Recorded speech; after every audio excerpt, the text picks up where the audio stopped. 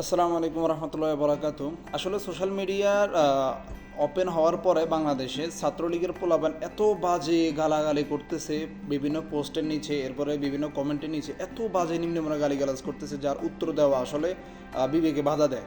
আর গালিগালাজ তো একদমও করা যায় না। তাই ভাবতেছি তারা কিছু মেজর প্রশ্ন করে যেগুলোর উত্তর আমি ভিডিওর মাধ্যমে দিয়ে দিই, তাই ভিডিওটা বানাইতেছি। তো সর্বপ্রথম হচ্ছে কি, তারা প্রশ্ন করে যে ছাত্ররা এত উগ্রবাদী কেন হয়েছে এবং এত সহিংসতা কেন ছড়াইছে।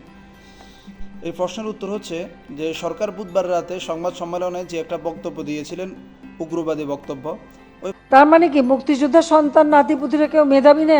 যত রাজাকারের বাচ্চারা নাতিপুতি হলো মেধাবী, তাই না? ওই বক্তব্য নিয়ে বলেছিলেন যে মুক্তিযুদ্ধের সন্তানেরা কোটার ফ্যাসিলিটি পাবে না, তার মানে কি রাজাকারের সন্তানেরা পাবে, অর্থাৎ মুক্তিযুদ্ধের সন্তানেরা কেউ মেধাবী না, তার মানে কি রাজাকারের সন্তানেরা সব মেধাবী। এই কথা দ্বারা বোঝা যায় যে মুক্তিযোদ্ধা যারা আছে তাদেরকে যে ফ্যাসিলিটি দেওয়া হবে তাদের অপোজিটে তাদের যারা আছে তাদেরকে এই ফ্যাসিলিটি দেওয়া হবে না। অর্থাৎ যারা মুক্তিযোদ্ধা তাদেরকে মুক্তিযুদ্ধের মতো ট্রিট করা হবে, যারা মুক্তিযুদ্ধের অপোজিটে তাদেরকে রাজাকারের মতো ট্রিট করা হবে। এবার আপনি ডাইরেক্ট রাজাকার বলেন আর আপনি ট্রিট করেন, একই কথা। এখন প্রশ্ন হচ্ছে দ্বিতীয় প্রশ্ন হচ্ছে কি, ছাত্রদের এই সহিংসতার মধ্যে তৃতীয় পক্ষ ফায়দা নিছে।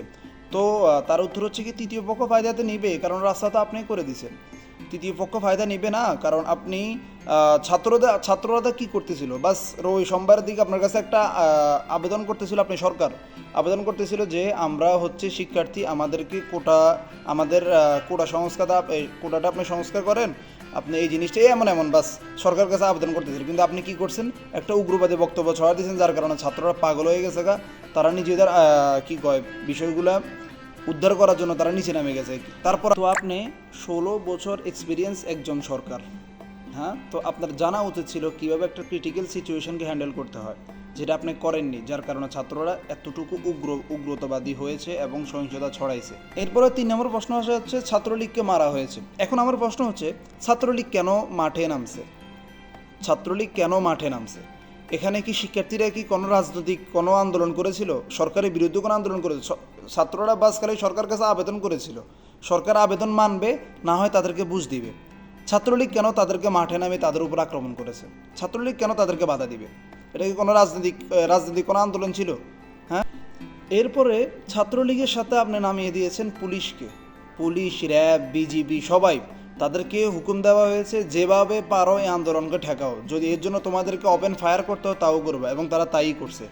ছাত্ররা খালি হাতে ছিল, তাদের উপর শিক্ষার্থীরা খালি হাতে থাকা অবস্থায় তারা তাদের বুকে গুলি করেছিল, এগুলোর ভিডিও ফুটেজ আছেই, আরও বেশি থাকতো, কিন্তু আপনি তো ইন্টারনেট বন্ধ করে দিয়েছিলেন। হ্যাঁ, সর্বশেষ খালি এতটুকুই বলবো, হ্যাঁ, যে আল্লাহর কাছে আপনি কি হিসেব দিবেন এগুলোর, যে আপনার বাংলার মাটিতে হাজার হাজার মানুষের জান নিয়েছেন, সর্বপ্রথম পিলখানা আপনি হত্যা করেছেন, এরপরে লং মার্চে হুজুরদের মেরেছেন অবরোধে, এরপরে মোদি আসা নিয়ে, এরপরে আপনার হিন্দুদের মন্দির ভাঙ্গা নিয়ে, এরপরে আপনার আরও বহুত মেনি থিংস, এরকম অনেক বাঙালির আপনি জান নিয়েছেন, তাও সবগুলো হুজুর ছিল, মাদ্রাসার শিক্ষার্থী ছিল। এখন সর্বশেষ আপনি ইন্টারনেট অফ করে দীর্ঘ 5-6 দিন পর্যন্ত স্কুল শিক্ষার্থী সাধারণ মানুষের উপর আপনি গুলি বর্ষণ করেছেন এবং তাদেরকে হত্যা করেছেন।